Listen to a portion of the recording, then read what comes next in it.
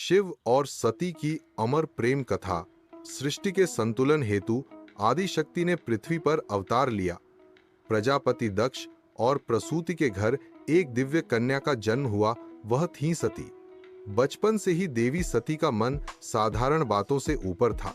उनके हृदय में तप, भक्ति और गहन शांति की अनुभूति रहती थी। समय के साथ जब उन्होंने भगवान शिव का नाम सुना तो उनकी आत्मा भीतर से कांप उठी। शिव जो सन्यासी, योगी, विरक्त और साथ ही ब्रह्मांड के पालनहार थे। वे कैलाश पर्वत पर ध्यानमग्न रहते, त्रिनेत्रधारी, गले में सर्प और जटाओं में पवित्र गंगा समेटे। देवर्षि नारद की कथाएं सुनकर देवी सती का आकर्षण और गहरा होता गया। अंततः देवी सती का मन महादेव से जुड़ गया। यह प्रेम सांसारिक नहीं बल्कि आत्माओं का मिलन था। सती दिन रात भगवान शिव का ध्यान करती थी। जब पिता ने उनके विवाह के लिए अन्य वर चुने तो सती ने दृढ़ होकर अस्वीकार कर दिया।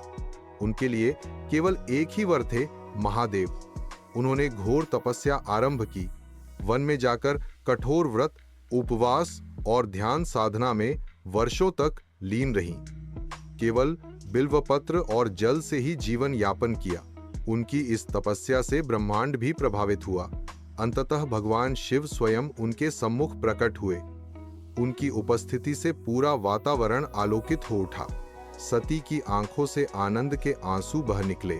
शिव ने उनके अटल प्रेम और भक्ति को स्वीकार किया और उन्हें अपनी अर्धांगिनी बनाने का वचन दिया। उनका विवाह संपूर्ण ब्रह्मांड का उत्सव बना।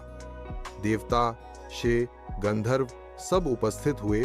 आकाश से पुष्पवृष्टि हुई और चारों ओर हर हर महादेव का नाद गूंज उठा। यह केवल पति पत्नी का मिलन नहीं था बल्कि शिव और शक्ति का अनंत संगम था जो सृष्टि की धुरी को संतुलित रखने वाला था। शिव और सती का विवाह यद्यपि दिव्य था परंतु प्रजापति दक्ष इसे स्वीकार नहीं कर सके। उनके मन में अहंकार था।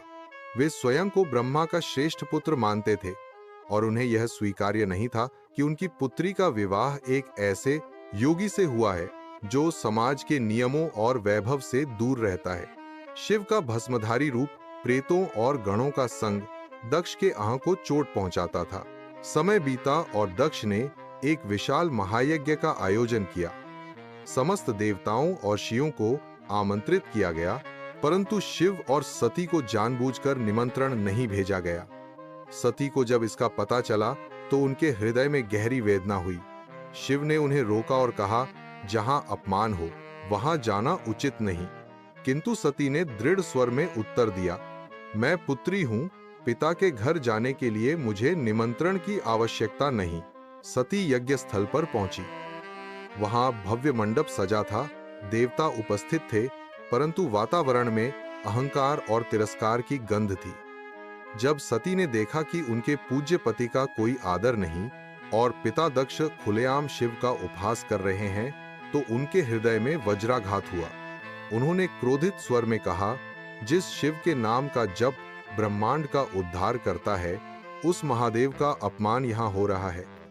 मैं ऐसे शरीर को धारण कर नहीं रह सकती जो मेरे प्रभु के अपमान का साक्षी बने। इतना कहकर सती ने अग्निकुंड की ओर देखा। उनके नेत्र अग्नि समान प्रज्वलित थे। उन्होंने हाथ जोड़कर महादेव का स्मरण किया और तुरंत यज्ञ की ज्वालाओं में प्रवेश कर आत्मदाह कर लिया। वहां उपस्थित सभी देवता स्तब्ध रह गए। प्रजापति दक्ष के यज्ञ स्थल पर अचानक शांति छा गई।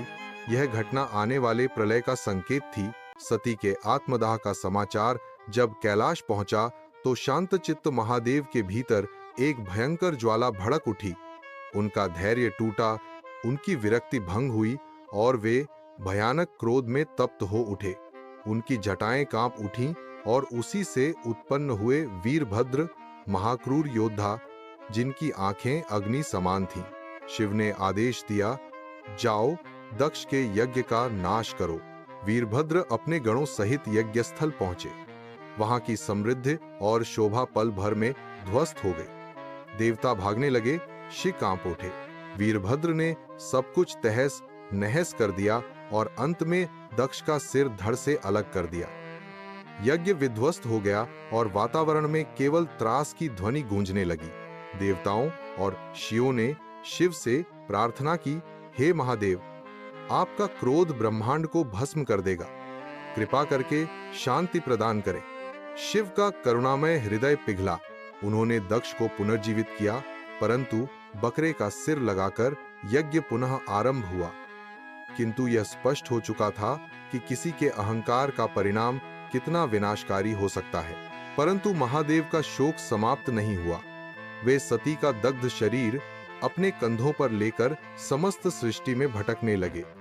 उनके तांडव से पर्वत हिल उठे, नदियां उल्टी बहने लगीं और लोग, पालक, देवता भयभीत हो गए।